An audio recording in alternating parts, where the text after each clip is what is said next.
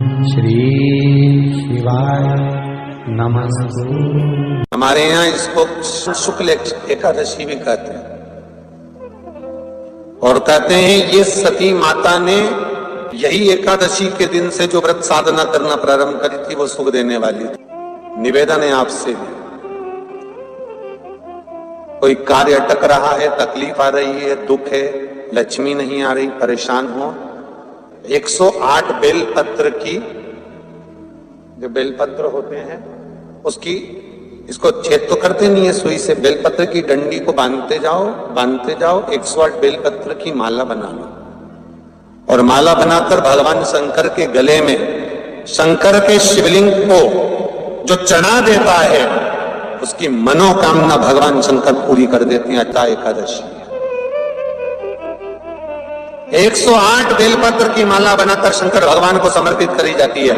माता लक्ष्मी ने भगवान विष्णु को पाने के लिए तुलसी की माला बनाकर समर्पित करी थी, जैसे सती ने शिव को पाने के लिए, कामना को पूर्ण करने के लिए। शास्त्र कहता है घर के बुजुर्गों को, घर के बड़ों को, जेठ जेठानी हो, सास ससुर हो, घर में जो तुम्हारी उम्र से बड़ा हो, उसको आज पीला फूल या पीली चने की दाल या पीला वस्त्र, कुछ भी पीली सामग्री आज घर के बड़ों को देना चाहिए।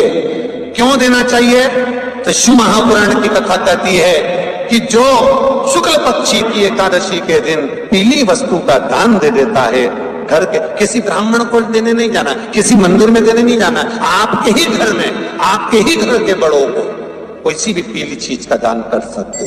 फूल हो, मिठाई हो, कोई अनाज हो, कोई वस्त्र हो, पीली वस्तु का दान दे दे। क्यों होगा? क्या होगा उससे?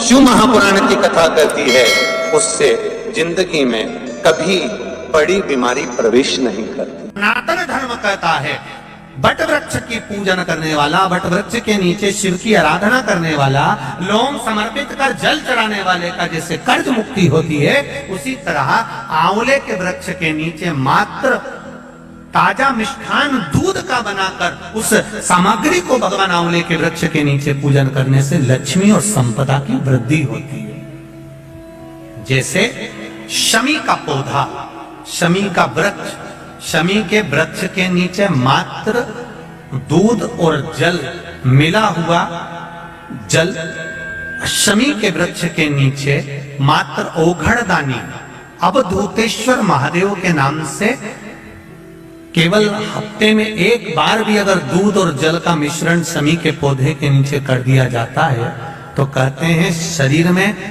बड़ी से बड़ी अगर बीमारी है, कहीं कैंसर जैसा रोग है या किडनी लीवर जैसा रोग है, कोई भी तकलीफ, कोई गांठ अगर शरीर में हो गई है, तो शमी के वृक्ष के नीचे दूध का जल थोड़ा सा हफ्ते में एक बार अवधूतेश्वर महादेव के नाम से समर्पित कर देने से रोग का निवारण होने लगता है, रोग थम जाता है और आगे नहीं बढ़ पाता और उसका इलाज चालू हो जाता है, सुख का अनुभव।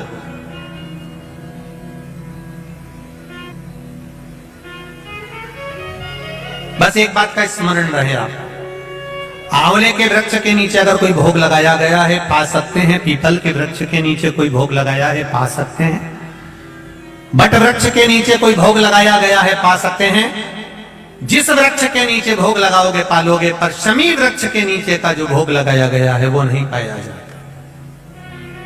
शमी वृक्ष का जो प्रसाद है वो आपको वहीं छोड़ना पड़ता है। शमी वृक्ष का प्रसाद वहीं छोड़। साथ की शिवरात्रि आ रही है, छोड़ना मती, बेलपत्री का पत्ता जल में डालकर भले पत्ते को निकाल देना और वो जल, जो रोग है, जो बीमारी है, संपदा नहीं आ रही हो, दुकान नहीं चल रही हो, व्यापार नहीं चल रहा हो, बच्चे चिड़चिड़े हो गए हो, क्रोध पड़ रहा हो, तो भी बाबा पर घर के प्रत्येक व्यक्ति एक लोटा जल जरूर चढ़ा के आना, शिव को नमन कर कर आना। ये मौका नहीं मिलता, चढ़ाओ।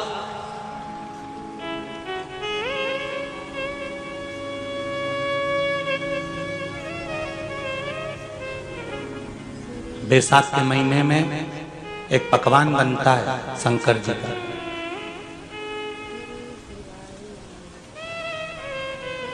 शिव जी के हाथ में त्रिशूल है, शिव जी के 3 नेत्र हैं, बेलपत्री में भी 3, बोलते जाओ, पत्ती है। बैसाख के महीने में जो शंकर भगवान को प्रसाद का भोग लगता है उसमें भी 3 ही चीज मिलती है। सत्तू,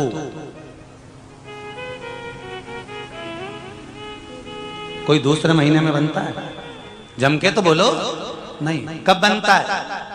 यही बैसाख के महीने में। चने की दाल, गेहूं और जौ, इन तीनों को गलाकर सेक कर जो सत्तू तैयार होता है, इसी बैसाख के महीने में परशुराम जयंती के दिन या अमावस्या के दिन या पूर्णिमा के दिन शंकर भगवान को समर्पित होता है और भगवान विष्णु को समर्पित होता है। दुनिया के लोग कहते क्या होता है सत्तू से? सास अपनी बहू से कहती है बेटा सत्तू बना ले, थोड़ा सा सत्तू बाजार से ले आना, 10 रुपए का खरीद कर ले आना। आज सत्तू, आज अपन पूजन करेंगे सत्तू की, अक्षय तृतीया है, थोड़ा सा पूज देंगे, थोड़ा सा भगवान को भोग लगा देंगे, सत्तू का लड्डू बना लेंगे। बोलो री जी, सही है कि गलत है? बाजार में भी सत्तू मिलता है तो बच्चे कहते हैं, बहुएं कहती हैं कौन खाएगा, काय को ला रहे हो, सत्तू का क्या काम है? पर शिव महापुराण की कथा कहती है, स्कंद पुराण की कथा कहती है, जिस समय पर बैसाख के महीने की सुंदर अमावस्या का दिन था, उस दिन माता पार्वती शंकर भगवान के लिए जब पकवान बनाने के लिए बैठी, कुछ नहीं मिला, तब माता पार्वती ने 3 अनाज को लिया, एक चना, दूसरा गेहूं और तीसरा जो इन तीनों को भींग रहे थे उसको लेकर आए गंगा जी में से, उसको सेक कर माता ने अंगीठी पर और उसका जो सत्तू बनाकर शिव को दिया। शंकर भगवान ने कह दिया, सुन पार्वती, ये सत्तू नहीं, ये मेरी औषधि है। बैसाख के महीने में जो खाएगा वो जिंदगी भर रोएगा नहीं, शरीर से स्वस्थ हो। अब उसको बैसाख के महीने में पियो बेल। बेल मतलब समझ गए? बेल का रस। बैसाख के महीने में पियो बेल और शरीर को रखो ऑलिव बेल। पियो।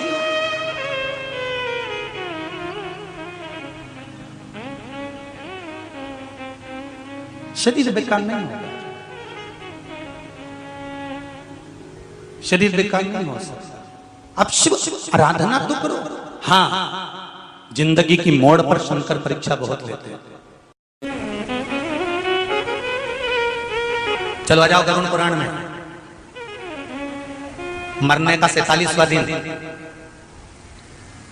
जब मरेंगे तब गरुड़ पुराण बचेगी, पहले ही सुन लो। और जिसके पास में गरुड़ पुराण नहीं हो तो पंडित जी से मंगवा कर फिर पढ़ के देख लेना। मरने के 47वें दिन, 47 डेज, 47वें दिन किस चीज का दान तुम्हारे सामने आता है? मरने के 47वें दिन। 10 दिन तक तो जीवात्मा घर की अटारी फिरती, मरने के बाद 12वें के दिन चली जाती है। उसके बाद में जब 47वां दिन आता है तो 47वें दिन जीवात्मा को क्या दान करा जाता है?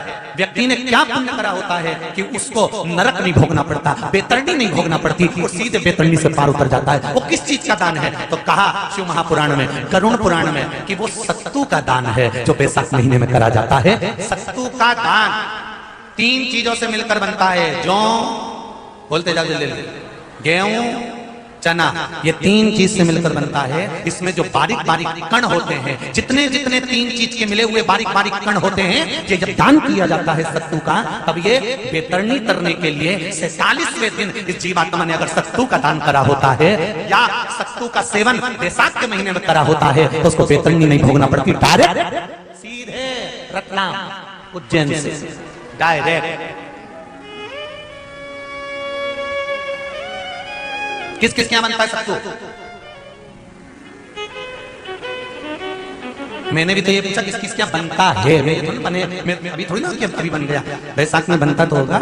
पहले गांव के लोग तीरथ करने जाते थे, गांव का लोग जब तीरथ करने जाता था कोई सामान नहीं ले जाता, सत्तू बांधी पोटली में धरा यूं और पानी में घोलिया और नमक डालिया या शक्कर या गुड़ घोल के और पी के वही चले। आज के अब जब सैनिक युद्ध करने जाता है, थक जाता है, बहुत थकान हो जाती है। जब उससे देखा जाता है तो सैनिक का जो कमांडर होता है वो सत्तू मंगवाता है और गिलास में घोल घोल कर पूरी सेना को पिलवाकर फिर युद्ध में उतार देता है। फिर युद्ध में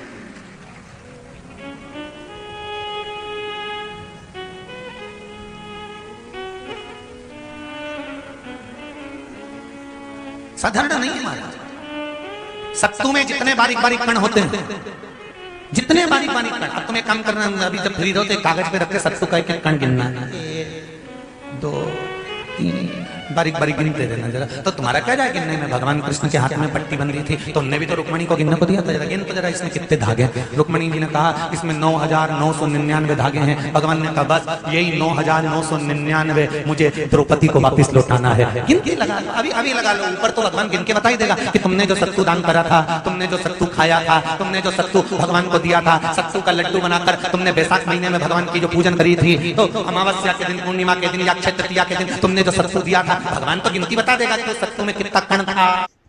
सत्तू दिया था, भगवान तो गिनती बता देगा कि सत्तू में कितना कण था। और अगर नहीं बताए तो तुम आंदोलन पे बैठ जाओ। क्या मैं बताओ पहले हमने कितना सत्तू दिया था, उसमें कितने कण थे, बताना पड़ेगा।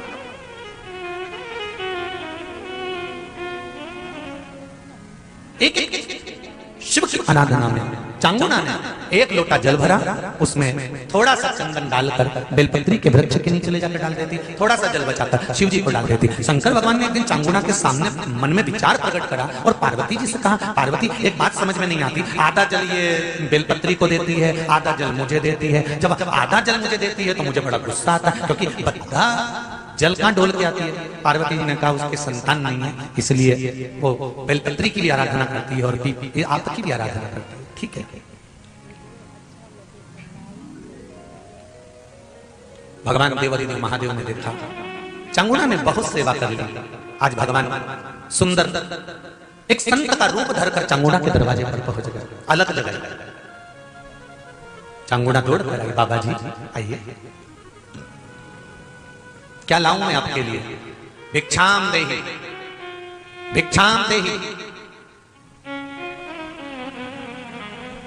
बाबा ने सब दूर से भिक्षा ली और चांगुना जैसी परात भरकर रानी चांगुना देवी जज खूब सारा सामान लेकर आई तो बाबा ने मना कर दिया, मैं आपके हाथ की भिक्षा नहीं ले सकता, मुझे नहीं लेना। क्यों? कहा आपकी संतान नहीं है, आपकी औलाद नहीं है, संतान नहीं है। और अगर आपकी संतान नहीं है तो आपके हाथ की भिक्षा लूंगा तो मैं भिक्षा लेकर जाऊंगा कहां? मुझे आपके हाथ की भिक्षा नहीं चाहिए। इतने में चांगुना ने उस संत के चरण पकड़े और संत के चरण पकड़कर चांगुना कहने लगी, देखिए बाबा जी, जन्म, मरण और परण ये तो 3 देवदेव महादेव के हाथ में है। संतान देना और ना देना ये शिव जी के हाथ में है, शंकर के।